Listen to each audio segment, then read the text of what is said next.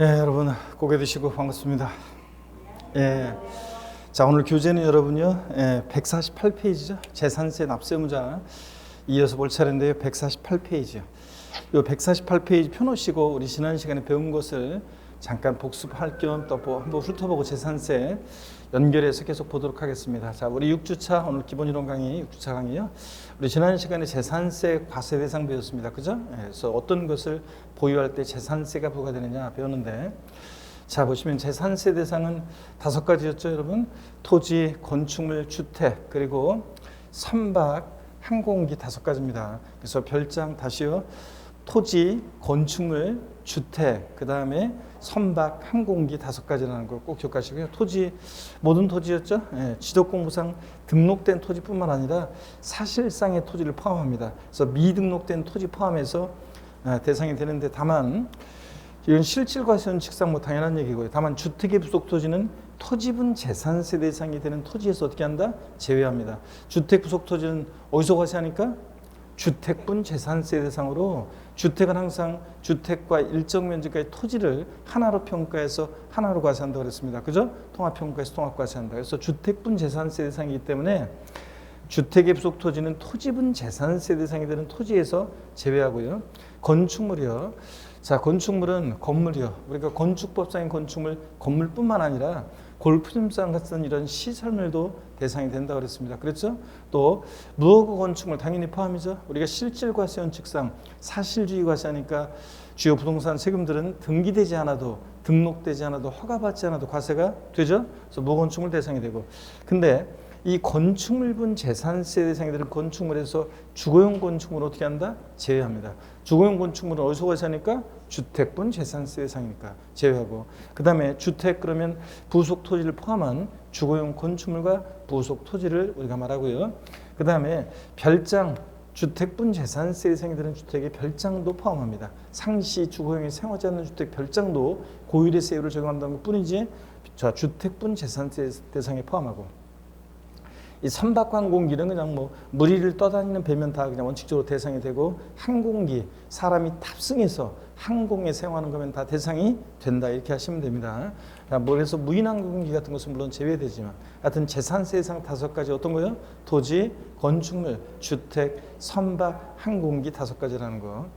그 다음에 주택은 여러분 보시면요, 주택은 주택법 중에 따른 주택을 말하는데, 자, 세대원들이 상시, 그러니까 세대원들이 주거 생활을 영위할 수 있도록 구조로 건축된 주거용 건축물과 부속 토지를 말하고요. 자, 근데 이 경우 토지와 건축물 범위에서 주택은 제외한다. 왜 그렇습니까, 여러분? 주택은 건축물이나 토지 대상에서 제외해서 별도로 주택분 재산세 대상이 되기 때문에 토지분 재산세 대상이 되는 토지에서 주택 부속 토지 제외하고, 건축물에서 주택은 제외합니다. 자, 그 다음에 여러분요, 또 보시면 주택분 재산세는 주거용 건축물과 부속 토지를 통합해서 주택분 재산세를 과세합니다. 그죠, 여러분들? 자, 그래서 항상 주택은 건물과 토지를 하나로 평가하고 하나로 과세한다. 상가는 건물과 토지 따로따로 평가하고 따로따로 과세하고요. 항상 개념을 잊지 마시고. 자, 그 다음에 또 보시면요, 재산세 대상 물건이 토지대장, 건축물 대장 등 공부상 등재되지 않았거나 공부상 등재 현황과 사실상 현황이 다른 경우에 우리 무엇에 따라서? 사실상 현황에 따라 재산세 부과한다. 이게 실질과세원칙상 현황 부과 원칙이죠. 사실상 현황에 따라 부과합니다. 공부상으로는 어떤 토지가 농지로 되어 있는데 실제 농사 안 짓고 나대지 상태면 나대지로 과세합니다. 근데 올해 2022년 여기 개정세법인데, 공부상 등재 현황과 달리 이용함으로써요, 재산세 부담이 낮아지는 경우 등 법령이 정하는 일정한 경우에는 공부상 등재 현황에 따라 부과한다. 무슨 얘기냐? 자, 공부상으로는 나대지로 돼 있어요. 이번에는 반대로 나대지로 돼 있는데 실제 거기서 농사 짓고 있다. 그래가지고 농지로 과세한다. 낮은 세율로. 그러면 여러분 보세요. 공부상 현황과 달리 이용해 불법적으로 이용하는 사람들한테까지 세금 혜택을 주면 되겠습니까? 안 되겠죠? 그래서 자, 이런 경우에는 그 재산세 부담이 낮아진다. 공부상 현황과 달리 이용함으로써 이럴 때는 공부상 등재 현황에 따라 부과합니다. 즉 나대지로 과세합니다. 계속 이어서 보겠습니다, 여러분. 자, 그다음에 계속 이어서 보시면 다가구 주택은 한 가구가 독립하여 구분 생활할 수 있도록 분리된 부분을 독립하여 구기된 1구의 주택으로 봅니다, 여러분. 다가구 주택은 주택법상 단독주택인데도 공동주택과의 과세형평을 위해서 물론 주인 한 사람한테 재산세 고지서가 발부되겠지만 뭘 판단할 때 공동주택과의 과세형평을 위해서 매 한 가구마다를 독립한 1구의 주택으로 봅니다. 바꾸면 보지 않는다고 바꾸겠고요. 이 경우 그 부속토지는 건물 면적 비율에 따라 각각 나눈 면적을 1구의 부속토지로 보고요. 자, 겸용주택이요. 주거와 주거 이외 용도에 겸용되는 겸용주택이요. 이걸 주택으로 보느냐 상가로 보느냐에 따라 세금이 확 달라지겠죠. 그래서 1동 건물. 자, 요 그림은 항상 제가 예를 들었던 그림을 떠올려야 돼요. 1층 상가, 2층 주거, 3층 주거. 이렇게 건물 한 개 동이 주거와 주거 이외 용도에 겸용될 때는 어떻게 한다고 했습니까? 주거용으로 사용되는 부분만을 주택으로 본다고 그랬습니다. 그래서 주택 면적이 크다고 전부 주택 그럼 틀려요. 자, 1동 건물은 주거 부분만 주택이고, 이 경우 건물의 부속토지는 주거와 주거 외 용도로 사용되는 건물 면적 비율에 따라서 각각 안분해서 주택의 부속토지와 건축물의 부속토지 구분합니다. 또 보시면 1구, 독립하여 구익이 된 1구 건물이 하나의 구익이 된 1구 건물, 한 개층 전체가 될 수도 있고 한 개층이 101호와 102호로 출입문 별도로 되어 있고 독립하여 구분이 되어 있으면 각각 1구 건물이 됩니다. 102호 절반 면적 50%는 주거용 면적으로, 나머지 50%는 상가 면적으로 사용한다. 이럴 때 어떻게 할 것이냐? 주거용 생면적이 50% 이상이면 전부 주택으로 봅니다. 그래서 1구 건물은 항상 50을 기억하시고요. 나중에 심화과정 들어가면 제가 다른 세목과 비교하면서 이 겸용주택 재산세에서 어떻게 되는지를 기억할 수 있도록 제가 도와드릴 거고요. 쿵쿵따 쿵쿵따 쿵쿵따리 쿵쿵따 취득세 재산세 면적비례 주거만 이러면서 기억할 수 도와드리고, 오늘은 그냥 개념을 겸용주택이 어떤 건지 그 의미가 판정이 어떤 건지 1동 건물과 1구 건물을 이렇게 구별해서 판정한다는 것, 그 기준을 여러분들이 눈여겨봐 두시면 됩니다. 2022년 올해도 개정세법이죠. 무허가 불법적인 주택 부속토지는 주택 부속토지로 보지 않고 나대지 잡종지 같은 종합합산 대상 토지로 과세한다는 것, 이걸 여러분들이 좀 주의하시고요. 자, 어떤 얘기냐면 건축법 등 관계법령에 따라 허가받아야 할 건축물로서 허가 등을 받지 아니하거나 사용승인을 받아야 할 건축주택으로서 사용승인 또는 임시 사용승인을 포함해서 사용승인 받지 않고 주거용으로 사용 중인 건축물 면적, 그러니까 무허가 불법적인 주택의 면적이요 전체 건축물 면적의 몇 프로요? 50% 이상이다. 자, 그러면 그 건축물은 주택으로 보지 않고요. 주택으로 보지 않고 또 그 부속 토지는 주택의 부속 토지로 보지 않고 나대지 잡종지처럼 건축물, 무허가 건축물 없는 토지로 봐가지고 건축물 없는 토지로 봐서 나대지처럼 봐가지고 종합합산 대상 토지로 본다는 거. 그래서 시험에서 바꾸면 이렇게 무허가 위법적인 건축물 면적이 50% 전체에서 50% 이상인 경우에도 주택으로 보아 주택분 재산세 대상으로 과세한다. 이러면 틀려요, 여러분들. 또 아니면 그 토지는 부속 토지는 주택 부속 토지로 본다 그러면 틀립니다. 자, 종합합산 대상 토지로 본다는 거 아셨죠? 꼭 결론을 기억합니다. 무허가 불법적인 주택의 부속 토지 전체 무허가 면적이 몇 프로? 50% 이상일 때 이렇게 주택으로 보지 않고 또 부속 토지도 종합합산 과세한다. 2022년 개정세법 꼭 기억합니다, 여러분들. 자, 그 다음에 문제 봅니다. 재산세는 토지 건축물 주택 차량 항공기를 과세 대상으로 한다. X입니다. 뭐 때문에 틀렸습니까, 여러분? 그렇죠. 선박 아닙니다, 여러분. 저 선박이지 저 차량이 아닙니다. 차량이 아니고 선박, 토지 건축물 주택 선박 항공기입니다. 자, 그 다음에 또 문제 보시면 재산세 대상이 되는 건축물 범위에 주택은 제외한다는데, 그렇죠, 여러분들? 자, 이거 건축물 범위에서 주택 제외합니다. 토지분 재산세 대상이 되는 토지에서 주택 부속 토지 제외하고요. 자, 얘는 주택분 재산세 대상으로 독자적으로 과세하니까. 자, 이런 것들. 그 다음에 재산세 대상 물건이 공부상 등재하는 것과 사실상 현황이 다른 경우에 사실상 현황에 따라 재산세를 부과하며 공부상 등재하는 것과 달리 이용함으로써 재산세 부담이 낮아지는 경우에도 사실상 현황에 따라 부과한다. OX요. 예? OX. 자, X입니다, 여러분들. 만약 공부상 등재하는과 달리 이용함으로써 재산세 부담이 낮아져. 공부는 이게 나대지로 되어 있는데 농사 짓는다고 농지로 이렇게 과세한다. 그러면 안 되겠죠? 자, 이럴 땐 무엇에 따라서? 사실상 현황에 따라 부과한다. 틀렸고 공부상 현황 등재량에 따라서 부과합니다. 재산세 부담이 낮아지는 이런 경우는요. 꼭 기억해야죠. 2020년 개정세법 바꾸면 이렇게 재산세 부담이 낮아지는 경우에도 사실상 현황에 따라 부과한다고 고칩니다, 여러분들. 바꿔서 낼 수 있습니다. 재산세 우리 토지이용 구분 우리 공부했습니다. 자, 우리가 자세한 것은 이제 심화 과정에서 공부할 건데 어떤 기준에 있어 토지이용을 나누는지를 공부했습니다. 재산세 대상이 되는 토지는 모든 토지인데 이 모든 토지를 토지공개를 미입각해서 토지 이용 모습에 따라 나눴습니다.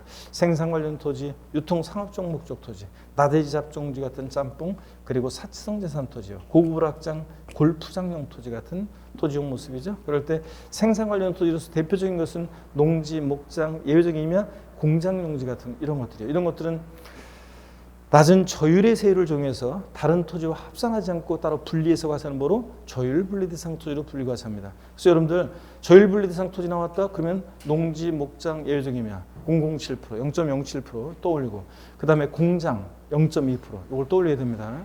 또 얘네들 농지, 목장 예외적이면 공장 용지는 어느 형의 토지로 과세한다? 저율 분리 대상 토지로.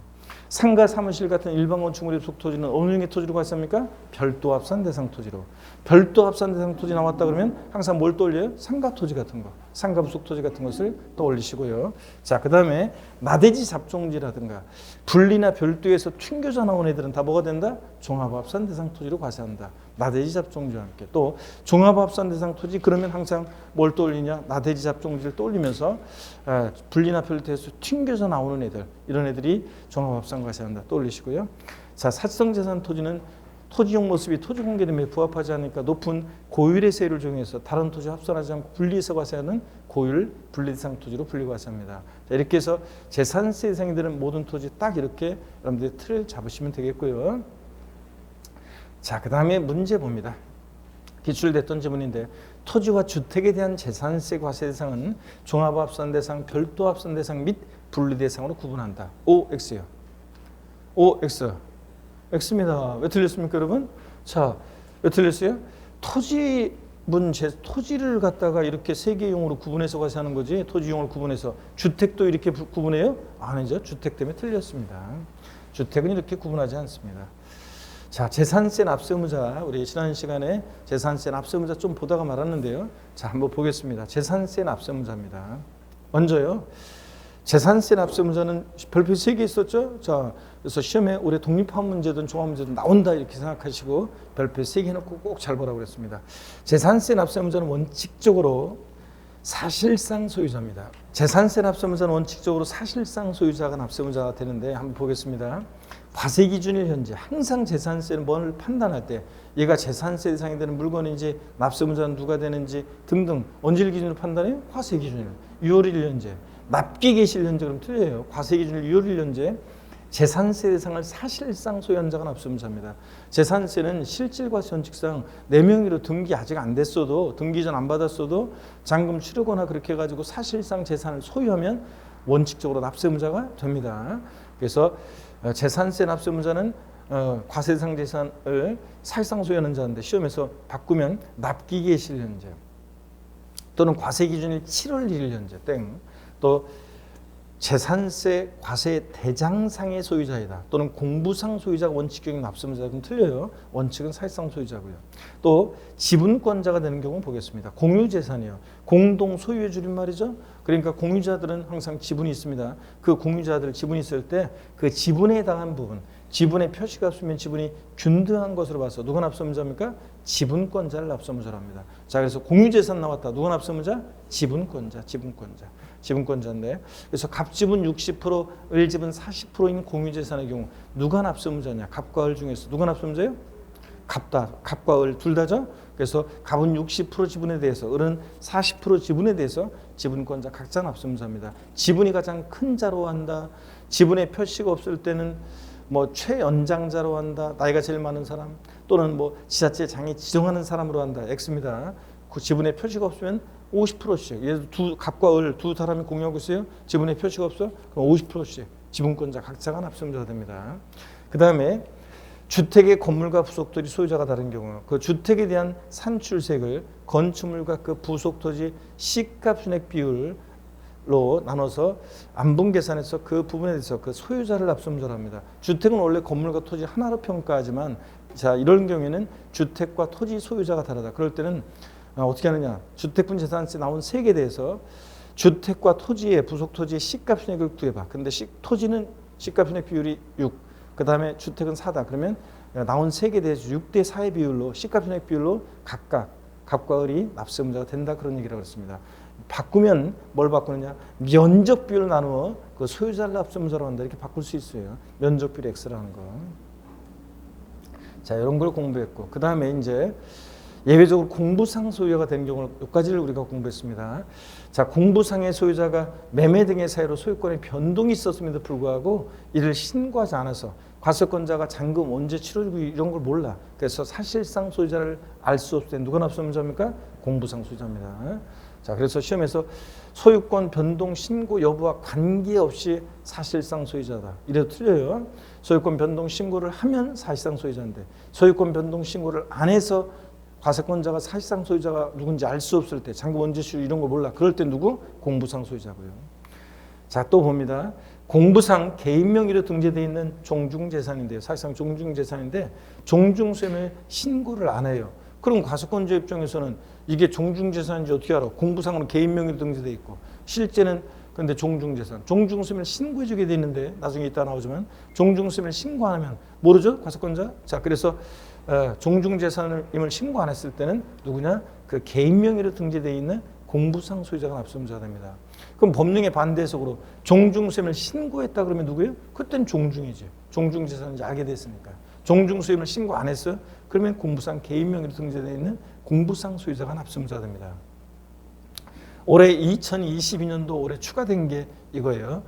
파산 선고 이후 법원에서 파산 선고를 내리죠. 그 파산 선고 이후 종결 그것이 이제 파산과 관련한 것이 종결되기까지 그 파산 재단이 소유하는 재산에 대해서는 누가 납세 의무자가 되느냐? 그 공부상 소유자가 납세 의무자가 된다는 얘기입니다. 그래서 파산 선고 이후 종결까지 파산 재단의 경우는 누가 납세 의무자? 공부상 소유자. 그 공부상 소유자로 등재된 사람한테 일단 재산세를 부과하는 게 합리적이겠죠. 자, 이렇게 해서 여러분들 재산세 납세 의무자는 원칙 사실상 소유자인데 예외적으로 이렇게 공부상 소유자가 되는 경우도 있다. 요까지 우리가 지난 시간에 배웠습니다, 여러분. 자, 그래서 148페이지 의제 납세 의무자에서 양가로 1번까지 소개해드렸고요. 오늘 양가로 2번 상속재산의 경우 주된 상속자가 되는 경우 여기부터 이제 한번 보도록 하겠습니다, 여러분. 자, 고개를 한번 드시고 여러분들 자, 본격적으로 한번 보겠습니다. 목운동부터 합니다, 여러분. 목운동. 자, 반대로 돌리시고 허리도 좌로 우로 돌립니다. 아이고. 자, 기지개도 화끈하게 제끼시고 어깨도 돌리시고 좋습니다, 여러분. 자, 설명절 잘 보내셨습니까, 여러분? 자, 설명절 동안 아무것도 안 하고 그냥 쉬고 그냥 어디 가지도 않고 그냥 집에서 쉬기만 했습니다. 어디 바람 좀 쐬려고 해도 저 오미크론 때문에 그냥 겁나가지고 돌아다닐 수가 있어야지. 그래가지고 안 돌아다니고 그러다 보니까 저기 됐습니다.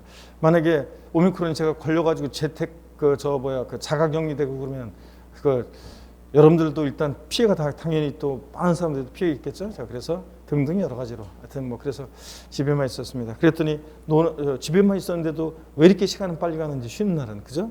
다시 이제 일상의 복귀인데 자, 힘차게 다시 한번 우리 또 이제 또 일상에서 생활해야 되겠고요. 마스크는 항상 잘 쓰시고 여러분들 일회용보다는 이제 일회용 안 돼. 이제 그 일회용은 안 되고 마스크를 썼어도 가까이 있으면은 말하거나 가까이 있으면은 그 오미크론 걸릴 수 있죠. 걸릴 확률이 또 10몇 프로인가 뭐 그렇다고 합니다. 그래서 걸린다고 합니다. 그러니까 하여튼 마스크는 잘 쓰시고 항상 건강 잘 챙기시고 우리가 요 파고만 2월까지 특히 제가 보니까 2월 달 3월 초 이렇게 요 파고만 잘 넘기면 그러면 그나마 그래도 이제 우리가 서서히 이제 좀 그래도 나아질 것 같습니다. 요 파고를 잘 넘어야 됩니다. 잘 견뎌내시고 잘 또 극복하시고 148페이지 양가로 2번 펴놓고요. 제 설명을 듣습니다, 여러분. 자, 보세요. 상속받은 재산인데요. 상속 등기가 안 됐어요. 여러분, 상속 등기는 상속인 전원에 대해서 전원 명의로 하는 건데 상속 등기가 안 됐다. 자, 그런데 상속 등기가 안 됐다는 것은 누가 상속받지 포기할지 모르는지 일단 누구 재산인지 일단 확실하게 모른다는 거예요. 근데 사실상 소유자 신고도 안 됐어요. 누가 그 재산을 실제 지금 사실상 소유하고 있는지도 신고 안 됐어. 그럴 때는 어쩔 수 없잖아요. 사망 신고에 의해서 이분이 돌아가셨다는 걸 알게 되는데 그러면 돌아가셨다는 걸 알게 되는데 과세당국에서 그러면 돌아가신 분한테 세금 내라고 할 수는 없잖아요. 그럼 어떻게 하느냐? 자, 상속기 등기도 안 되고 사실상 소유자 신고도 안 됐다. 자, 그러면 어쩔 수 없이 과세권자는 상속 순위를 보고 그냥 판단합니다. 그래서 주된 상속자를 납세무자로 하는데요. 주된 상속자 결정의 제1순위는 민법상 상속 지분이 가장 높은 자예요. 우리가 자녀들은 상속 지분이 다 1 똑같아요. 아들이든 딸이든 장남이든 차남이든 다 똑같습니다. 제가 예전에 공부할 때는 진짜 장남하고 제가 옛날에 처음 그 법을 공부할 때는 진짜 그 친족 상속법 처음 공부할 때는 그 법에요 진짜 장남과 차남 차별하고 아들과 딸 차별하고 막 그랬었는데 지금은 이게 이제 똑같아진 건데 여러분 보세요. 상속 지분은 아들과 딸이든 장남이든 차남이든 똑같아요. 일로 자녀들은. 근데 배우자는 거기다 5할을 가산해서 1.5입니다. 그러면 상속 순위에 배우자와 자녀가 있습니다. 누가 주된 상속자가 돼요? 배우자가 되는 거예요. 말하자면. 자, 그런데 민법상 상속 지분이 가장 높은 자가 2인 이상이다. 그럴 때는 누가 될 것이냐? 배우자가 2명 이상일 리는 없잖아요. 그렇죠?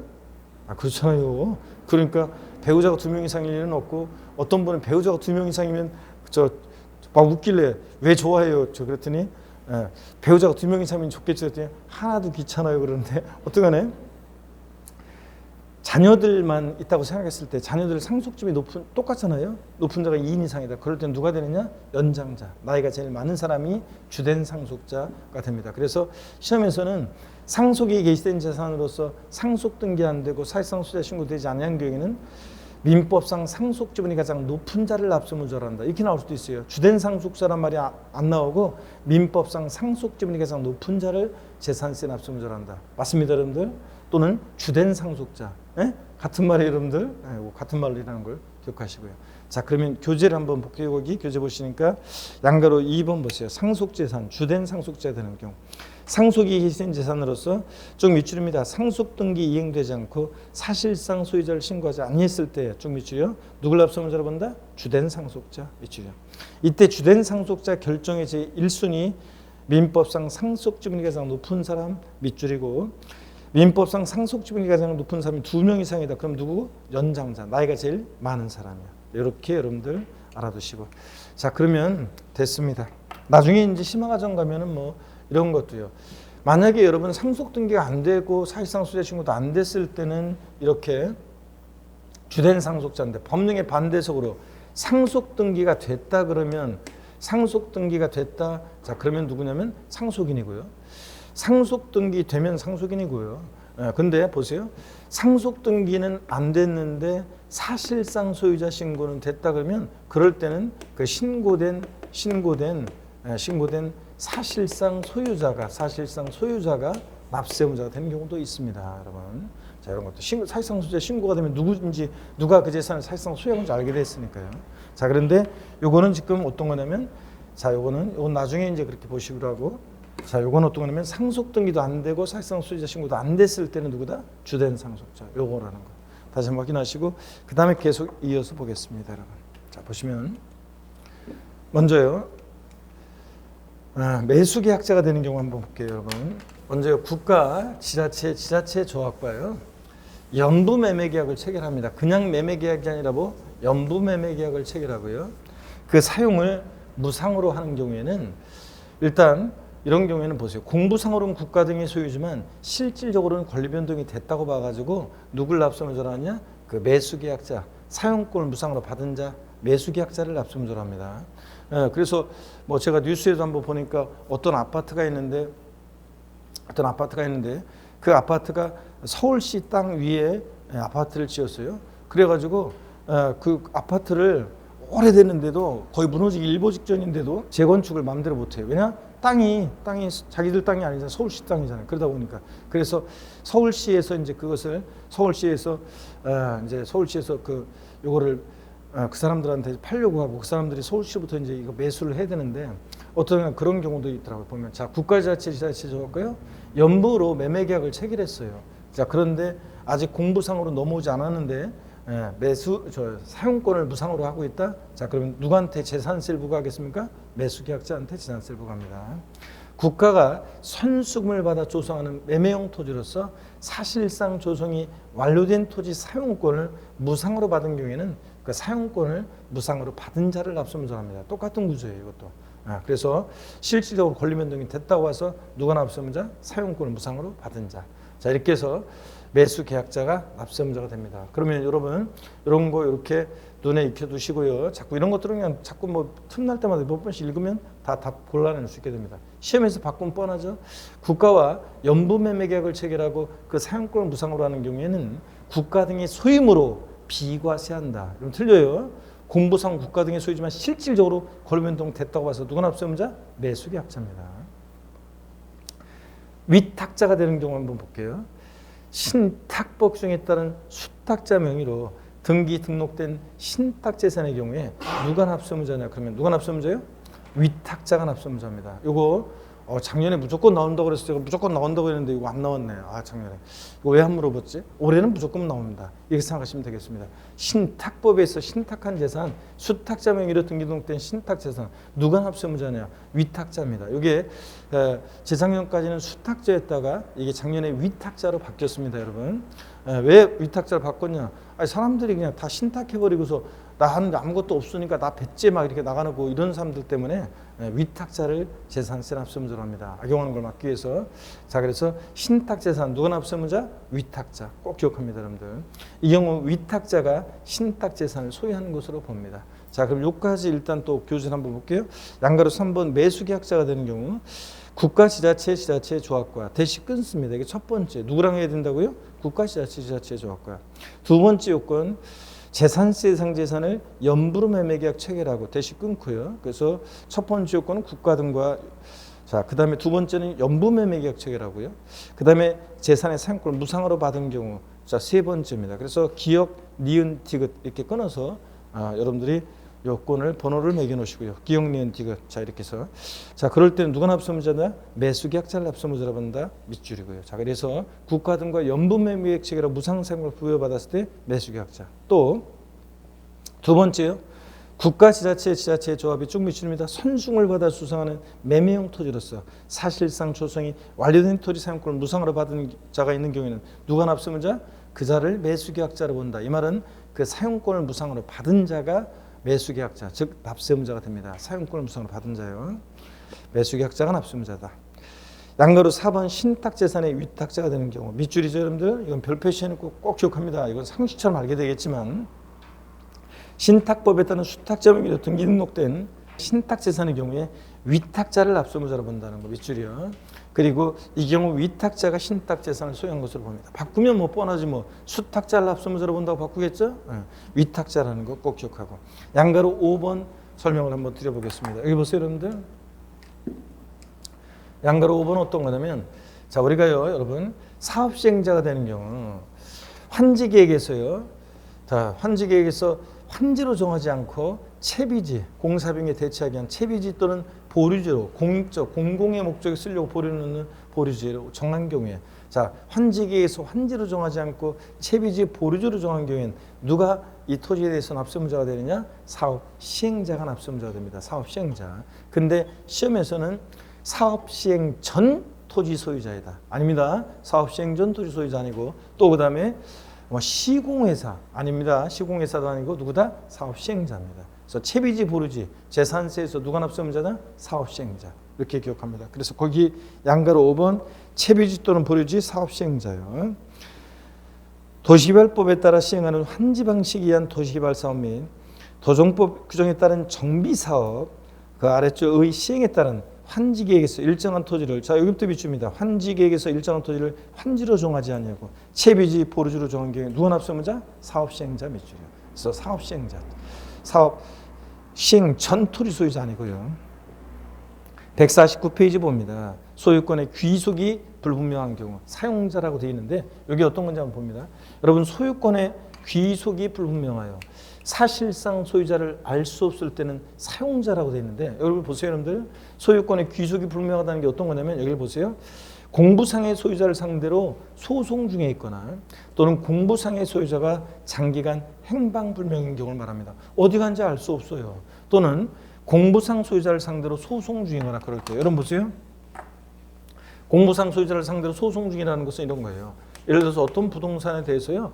갑이란 사람이 이 재산에 대한 공부상 소유자예요. 지금. 근데 을이란 사람이 지금 소송을 제기했어요. 자기 거라고 하면서 지금 소송 중이에요.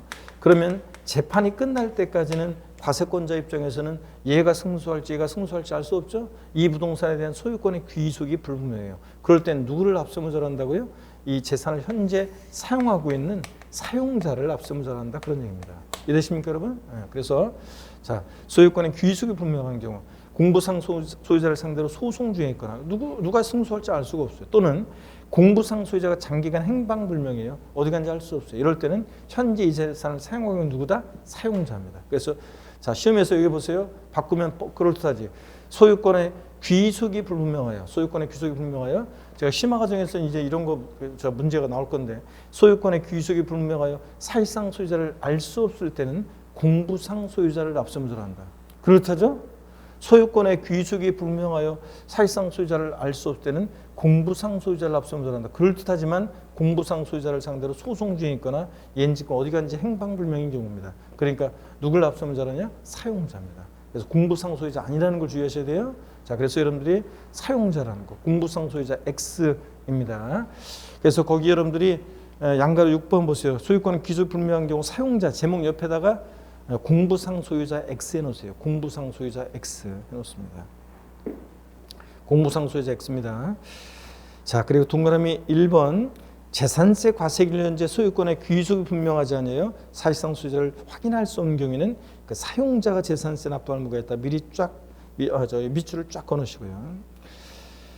그 다음에 동그라미 2번은 그냥 읽어보시면 돼요. 소유권의 귀속이 분명하지 않는 재산에 대해서 사용자를 압수무죄로 보아 재산세 부과할 때는 그 사실을 사용자에게 미리 통지해야 한다. 당연히 알려줘야죠.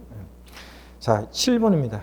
7번 같은 것은 뭐 편하게 보시면 돼요. 그래서 외국인 소유의 항공기 및 선박을 임차에 수입할 때는 누가 납세무자냐? 수입하는 자. 수입하는 자가 납세무자. 뭐 눈여겨보시면 돼요. 이런 것들은. 자, 그래서 양가로 7번 외국인 소유의 항공기 또는 선박을 임차에 수입할 때는 누구다? 수입하는 자. 뭐 읽어두시고요. 8번에 파산 선고 이후 종결까지 파산재단. 아까 이미 설명드렸어요. 채무자 회생 및 파산에 관한 법률에 따른 자 밑줄입니다. 파산 선고 이후 종결되기까지의 파산재단의 경우에는 누가 재산세 납세무자냐? 공부상 소유자를 납세무자로 본다는 거. 자, 이렇게 해서 2022년 올해 신설된 건데 눈에 한번 익혀두시고요. 자, 예제 문제 한번 보겠습니다. 지방세법상 재산세 과세기일년제 납세의무자에 관한 설명으로 틀린 거랬는데요. 자, 5번 지문을 바로 보겠습니다. 5번 보시니까 상속이 기시된 재산으로서 상속등기 이행되지 않고 그럼 누가 과세권자는 누가 상속받을 포기할지 모른다는 거고 and 사실상 소유자를 신고하지 않았을 때 누가 그 재산을 실제 사실상 소유권이라도 신고해야 되는데 그것도 안 해줬어요. 그럼 어쩔 수 없지 뭐. 형식적으로 판단합니다. 상속 순위를 보고 공동 상속인 각자가 받았거나 받을 재산에 납부할 의무를 진다. 그래요? 아닙니다. 상속 등기 안 됐다 그럴 때는 상속인 나오면 무조건 틀려요. 상속인 아니에요. 누가 납세무자입니까? 주된 상속자입니다. 주된 상속자. 주된 상속자 결정의 제1순위는 민법상 상속지분이 가장 높은 자. 2순위 민법상 상속지분이 가장 높은 자가 2인상일 때 연장자. 나이가 제일 많은 사람. 이거지? 예. 공동 상속인 아닙니다. 공동 상속인 각자 아니에요. 상속 등기 안 됐기 때문에 누가 상속받을지 포기할지 몰라요. 그래서 상속 등기 안 됐을 때는 상속인 나오면 틀립니다. 공동 상속인 아니고 누구다? 주된 상속자입니다. 그래서 5번이 틀린 거예요. 나머지는 다 맞습니다. 읽어보시면 넘어갑니다. 자, 이렇게 해서 납세무자를 봤고요. 150페이지 제4절 과세표준 세율입니다. 제3절 납세무자도 별표시 3개고 과세표준 및 세율도 별표시 3개입니다. 그래서 이것도 뭐 작년에 제가 무조건 나온다고 했는데 무조건 나왔고요. 작년만큼은 중요성은 좀 떨어졌지만 그래도 과세표준과 세율 별표시 3개 하고 보도록 하겠습니다. 여러분. 자, 화면을 보세요. 여러분들. 문제 한번 풀고요. 문제 한번 풀어봅니다. 자, 먼저 여기를 보세요. 여러분들. 자, 문제 보니까 공유재산의 경우에 공유자 중에서 지분이 가장 큰 자가 재산세 납세무가 있다. O, X요. 공유재산의 경우 지분이 가장 큰 자입니까? 아닙니다. 갑집은 60%, 을집은 40%다. 그러면 지분권자 각자입니다. 그래서 지분권자 각자가 납세의무자가 되는 거지. 지분권자 각자인 거지. 자, 이거 지분이 가장 큰 자 X입니다, 여러분들.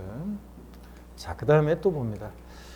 신탁법 2조에 따른 수탁자 명의로 등기 등록된 신탁재산의 경우에 수탁자가 재산세 납세의무자이다. OX요.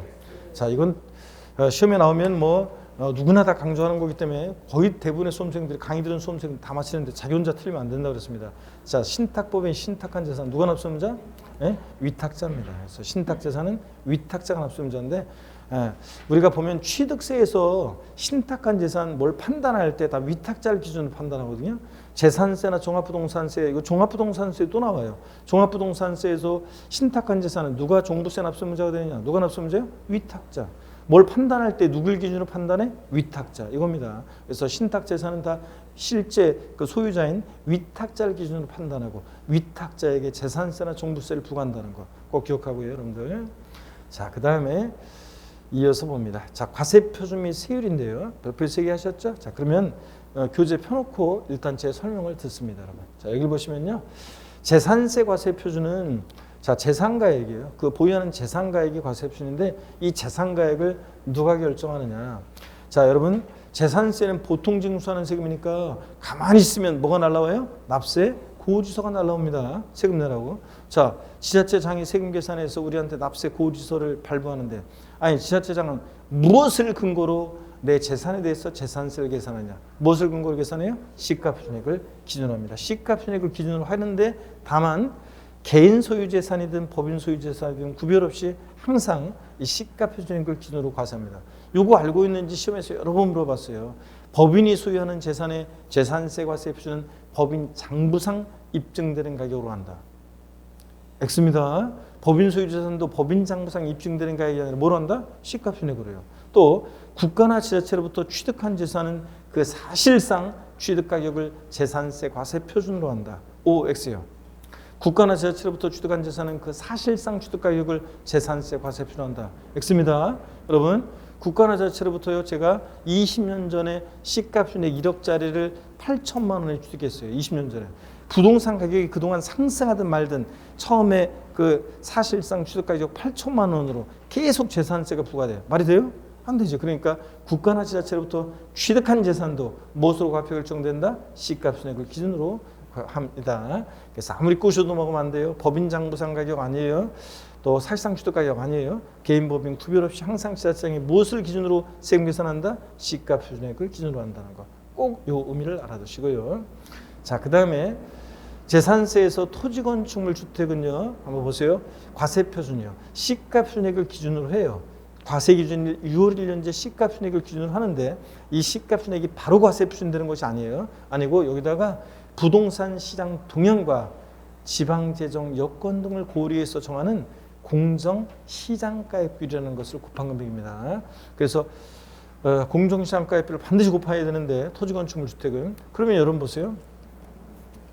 공정시장가액비 어떤 거냐? 자, 토지건축물의 공정시장가액비는요. 지방세법에는 시가표준액에 50에서 90%, 50에서 90% 범위에서 정한다고 돼 있는데 지금 시행령에 의해서 공정시장가액 비율이 현재는 지금 70%입니다. 70%. 숫자 외우셔야 돼요. 토지건축물은 공정시장가액 비율이 몇 프로라고요? 70%예요. 그래서 50에서 90%까지 범위에서 정하도록 돼 있는데 시행령에 의해서 70%입니다. 주택의 공정시장가액 비율은요. 시가표준액에다가 40에서 80% 범위에서 정한다고 지방세법에서 돼 있는데 지금 시행령에 의해서 이거 현재 60%입니다. 자, 그래서 꼭 기억합니다. 토지건축물은 몇 프로? 70%. 주택은 몇 프로? 60%. 공정시장가액 비율을 시가표준액에다 반드시 곱해야 됩니다. 안 곱하면 틀려요. 자, 그리고요. 선박항공기 있죠? 선박항공기는 과세표준은 과세기준을 현재 시가표준액으로 합니다. 얘는 공정시장가액 곱한다 그러면 틀려요. 그래서 공정시장가액 안 곱합니다. 그러면 여러분 보세요. 자, 선박항공기는 공정시장가액 곱하지 않는다는 거. 그래서 여러분요. 저를 보세요. 재산세 과세표준 결정 시에 시가표준액에 공정시장가액 비율을 적용하는 것은 토지, 주택에 한한다. OX요. 재산세 과세표준 결정 시에 시가표준액에 공정시장가액 비율을 곱하는 것은 토지 주택에 한한다. O, X요. X입니다. 토지 주택에 한한다고요? 공정시장가액비를 곱하는 게 아니고 모두 건축물 돼요. 부동산은 시가순액에 공정시장가를 곱합니다. 선박항공기는 안 곱하고 곱한다 그러면 틀리고 선박항공기는 안 곱하고. 근데 자, 요거 어떤 의미인지 한번 볼까요?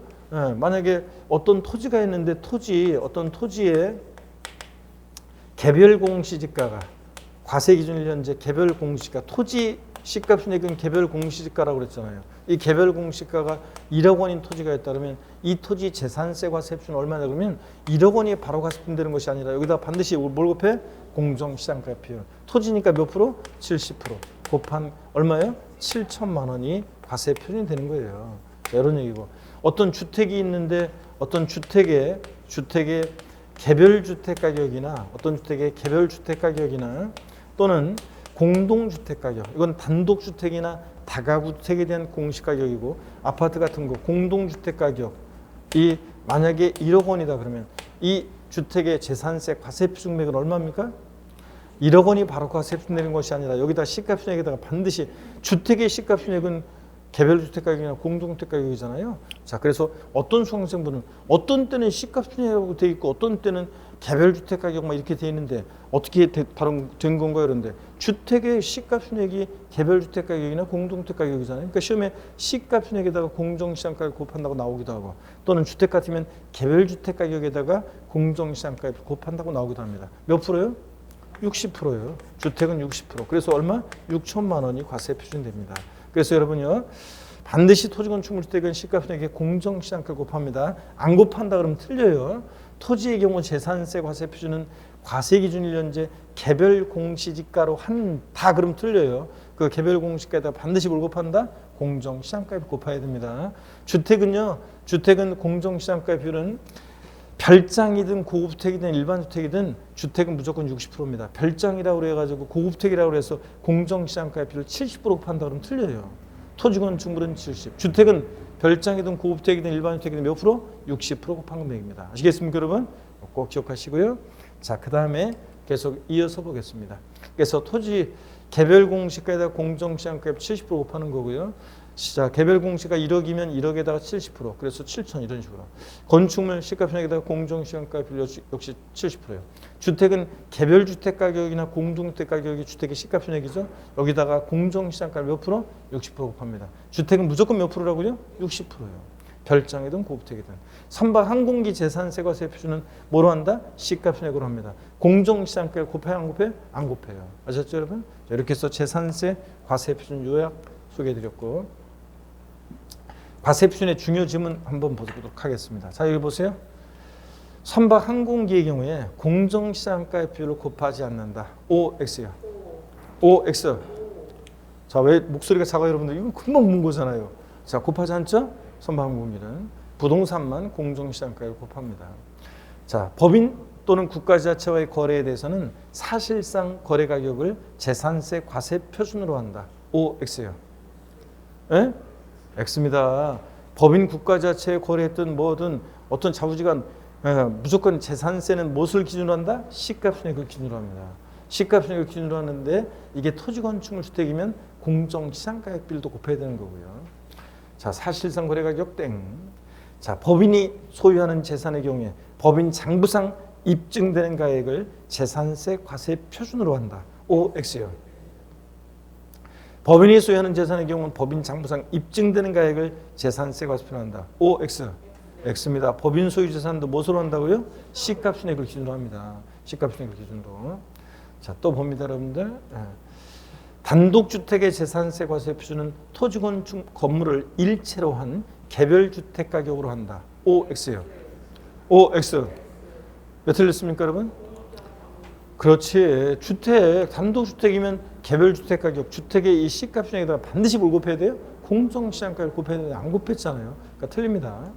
자, 그 다음에 공동주택의 재산세 과세 표준은 법령에 따른 시가표준액의 100분의 60을 곱하여 산정한 가액으로 한다. OX요. 자, 공동주택, 주택의 시가표준액이에요. 그러니까 시험에 공동주택 가격이라고 나올 수도 있고 그냥 시가표준액이라고 나올 수도 있고 주택의 공동주택의 시가표준액이 공동주택 가격이니까요. 다 같은 말이에요. 시가편액에다가 공정시장가액 주택이니까 몇 프로? 60% 곱하여 산정가액으로 한다. 맞습니다, 여러분들. 그래서 제가 이 지문 보면 항상 이거 옛날 기출지문인데 이거 항상 보면 생각나는 것이 어떤 수강생이 얘기 드렸잖아요. 내가 기초입문 과정에서 한번 얘기 드린 것 같은데 제가 강의하던 어떤 학원에 어떤 한 수강생이 옛날에 좀 늦게 왔어요. 학원에. 그래서 애매하게 와가지고 첫 해는 안 됐습니다. 두 번째 재수했는데 될 줄 알았더니 안 됐어요. 될 줄 알았더니 2년을 공부했는데 안 됐습니다. 그래서 창피하다고 옆에 경쟁학원으로 갔어요. 그래서 거기서 1년을 했는데 또 안 됐어요. 그래서 다시 또 제가 강의하는 학원에 온 거예요. 토탈 몇 년 된 거예요 지금? 어영부영 하다 보니까 4년이 됐습니다. 근데 4년 차에 이때 4년 차인데 제가 학원에 딱 아침에 왔는데 로비에서 날 기다리고 있다가 도끼 눈을 하고 날 쳐다보면서 교수님 때문에 한 문제 틀렸잖아요. 모의고사. 그래가지고 왜 그러냐고 그랬더니 교수님 분명히 토지건축물 주택은 시가편액에 공정시장가액 곱해야지 안 곱하면 틀리다고 그랬잖아요. 그랬지? 근데 여기 보세요. 여기 공정시장가액이라는 말이 없잖아요. 그래서 자기는 틀렸다고 했는데 해설해 보니까 이게 맞다고 돼 있는데 어떻게 된 거냐고 하면서 그러길래 아니 이거 100분의 60 이게 공정시장가액이 뭐야 그랬더니 아니 공정시장가액 말이 반드시 있어야지 없으면 틀리다며요. 그래. 근데 여기 없잖아요. 그랬는데 아유 진짜 그래가지고 저한테 한 5분 정도 구사리 엄청 먹고요 진짜는. 그래서 구사리 먹고 씩씩대면서 갔는데 뒷모습을 보면서 야 올해도 또 떨어지면 이거 진짜 안 되는데 아유 진짜 막 그랬는데 됐어요. 그래가지고 내가 느낀 게 뭐냐면 야 공인중개사 시험은 한 3, 4년 하면 그냥 되긴 되는구나 무조건. 자 어떡하네. 융통성이라고는 이렇게 없어서야 그죠? 100분의 60 공정시장가액 비율인데 공정시장가액 비율이라는 말이 없다고 그래서 틀리다고 이렇게 하면 안 돼요 여러분들. 자 이렇게 해서 우리가 봤습니다. 자 그 다음에 이제 재산세 세율인데요 여러분 교재. 우리 교재 한번 쭉 훑어볼까요 그럼 살짝. 그래서 150페이지 제4절 과세표준 및 세율에서 과세표준 개요 동그라미 1번 과세기준련제 밑줄입니다. 시가편액에 의하는데 개인 소유, 법인 소유에 관계없는 시가편액을 적용한다는 거 밑줄. 이 경우 사실상가액이 그러니까 사실상 취득가격이 있다 할지라도 시가편액에 의합니다. 항상 재산세는 지자장이. 고민할 필요가 없어요. 항상 재산세는 무엇으로 지자장이 세금 계산해? 시가편액으로. 다음에 동그라미 2번 토지건축물 주택에 대한 재산세 과세표준 밑줄입니다. 과세기준제 시가표준액의 밑줄. 그리고 제가 읽어볼게요. 부동산 시장 동향과 지방 재정 여건 등을 고려해서 다음에 어느 하나에서 정한 범위에서 정하는 또 여기부터 밑줄이요. 공정시장가액비율을 곱하여 산정가액으로 한다. 그래서 토지건축물 주택의 재산세 과세표준은 과세기준제 시가편액의 공정시장가액비율을 곱하여 산정가액으로 한다. 이렇게 되도록 밑줄. 그 다음에 토지건축물의 공정시장가액비율이 몇 프로라고요? 70% 밑줄. 주택은 별장이든 고급택이든 공동주택이든 몇 프로? 60% 밑줄이요. 그리고 동그라미 3번 항공기에 대한 과세표준은 밑줄입니다. 과세기준련제 시가편액으로 한다는 거 밑줄이요. 자, 공정시장가액을 안 곱한다는 것. 자, 즉 거기 나와 있죠. 선박 항공기에 대한 과세표준 계산 시 공정시장가액을 곱하지 않는다는 거 밑줄 그어놓고 꼭 또 주의합니다. 이것도. 자, 그 다음에 그 표 정리가 되어 있고요.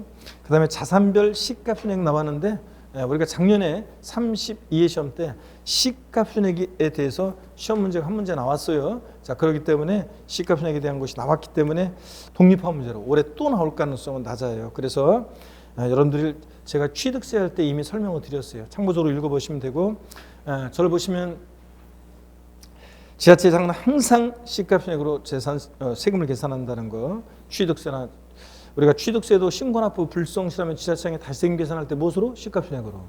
자, 항상 시가편액으로 계산한다는 거. 이런 거 보시고 개별 주택 가격이나 공동주택 가격, 개별 공시지가 이런 것들은 누가 산정고시하냐? 시장군수구청장이 산정합니다. 지자체장이. 근데 32회 시험 때는 국토교통부 장관이 이런 거 산정한다고 바꿨어요. 국토교통부 장관은 표준지 공시지가나 표준주택 가격 같은 것을 산정고시하는 거지 개별 주택 가격이나 이런 것은 시장군수구청장이 산정합니다. 참고적으로 읽어보시고요. 나중에 또 볼 기회가 있을 것이고 151페이지 이 세율입니다.